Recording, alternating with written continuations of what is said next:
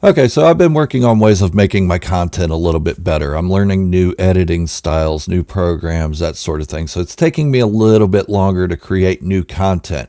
But what I have for you today is a real treat. This is one of my first videos. It was created on February 18th, 2020. So that's 3 years ago, prior to the Obi-Wan Kenobi series coming out. And this video is really stupid. So just be warned. And also, as a side note, I did not know who Hello Greedo was at this time, so please forgive that. As soon as I did learn who he was, I stopped using the helmet because that's kind of his thing, and I don't want to encroach on that. I'm kind of a positive guy, and I like people to do what they love. I did enhance the audio of this video a little bit, so maybe it's a little bit better. And by the way, I did go by Darth Gerald at this time, so yeah, that's really cringy, a little bit stupid, I guess. I don't know. Anyways, enjoy the content, and I'll see you around in the next video.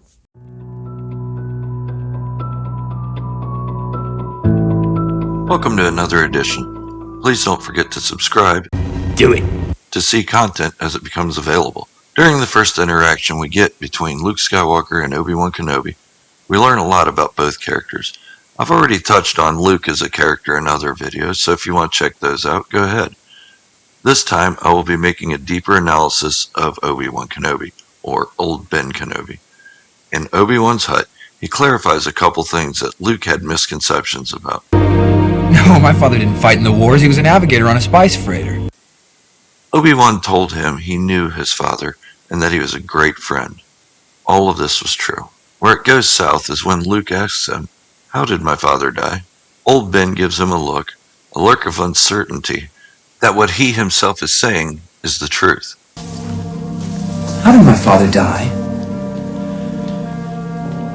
A young Jedi named Darth Vader, who was a pupil of mine until he turned to evil, helped the Empire hunt down and destroy the Jedi Knights. I'm going to break down this scene. So to reiterate, a young Jedi named Darth Vader, he was a pupil of Obi-Wan's, before he turned to evil, helped the Empire hunt down and destroy the Jedi Knights. He betrayed and murdered Luke's father. Compelling story.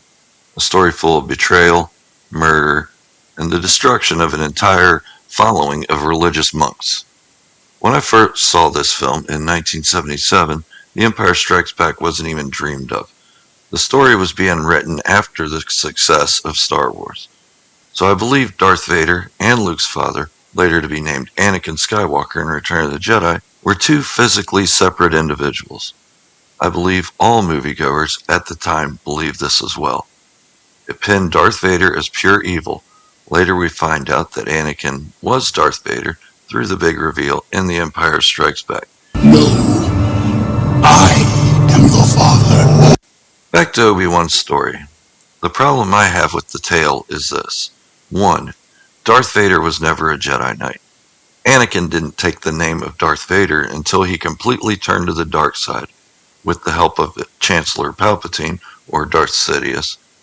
Darth is a Sith title when a Force user is remade into the Sith rule. 2. Darth Vader was also never a pupil of Obi-Wan.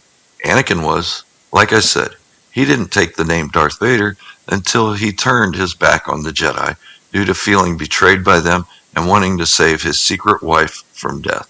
The title Darth alone says that he could never be a Jedi Padawan. He would have never allowed them to train him, nor would the Sith Order, especially once finding out his name. The Council would have rejected him and probably killed him right away. 3. Darth Vader didn't betray Anakin. He was actually staying true to who he was at his core when he turned. He was created by a Sith with the dark side of the Force.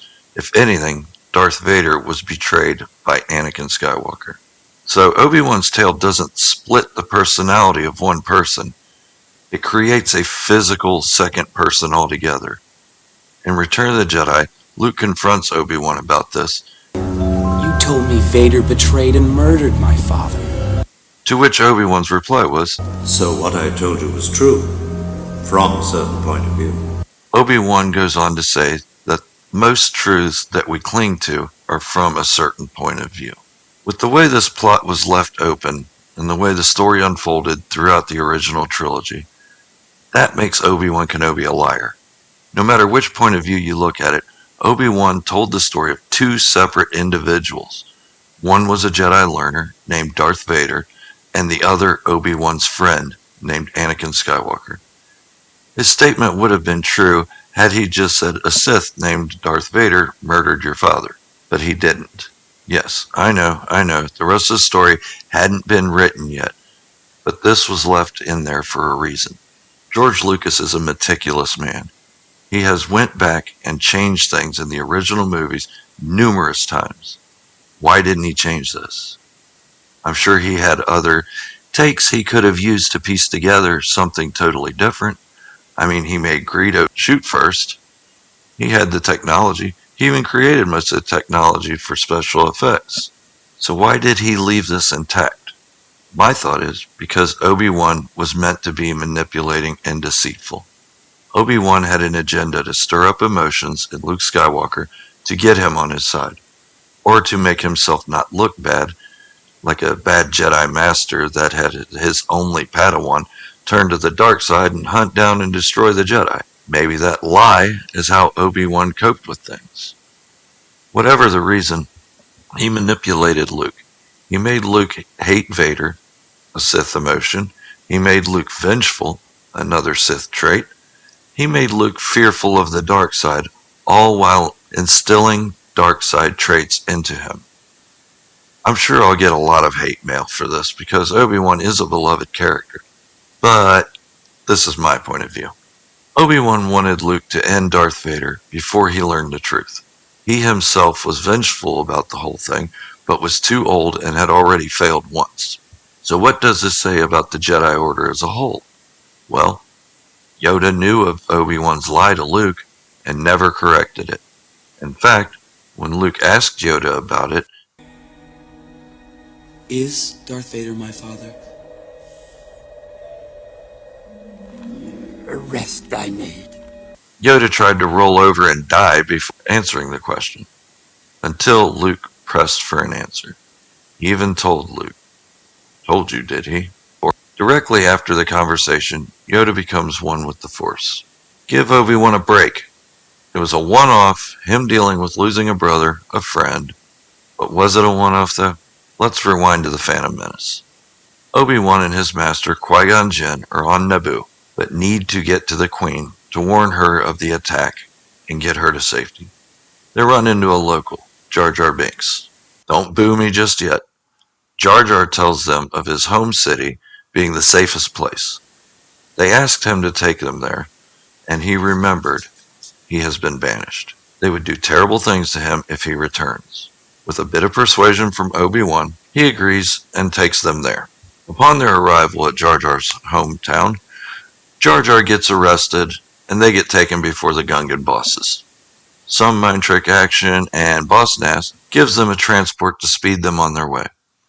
As they turn to leave, Jar Jar tells them they are being set up, and any help in getting him out of the custody of his Gungan captors would be hot. Qui-Gon gives him a look of pity, and what does Obi-Wan say? Master, we're short on time. Wait, what?